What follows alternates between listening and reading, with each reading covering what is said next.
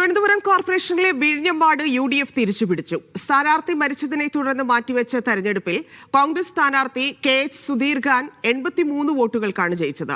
മലപ്പുറം മൂത്തേടം ഗ്രാമപഞ്ചായത്ത് പായമ്പാട വാർഡിൽ UDFും എറണാകുളം പാമ്പാക്കുട ഓണക്കൂർ വാർഡിൽ LDFും ജയിച്ചു. മുൻ കൗൺസിലർ കൂടിയായ സുധീർ ഖാനിലൂടെ കഴിഞ്ഞ 2 തവണ LDFിന്റെ സിറ്റിംഗ് വാർഡായ വിഴിഞ്ഞം കോൺഗ്രസ് പിടിച്ചെടുത്തു. ഈ വിജയത്തോടെ തിരുവനന്തപുരം കോർപ്പറേഷനിൽ കഴിഞ്ഞ തവണത്തെ അംഗസംഖ്യ കോൺഗ്രസ് ഇരട്ടിയാക്കി.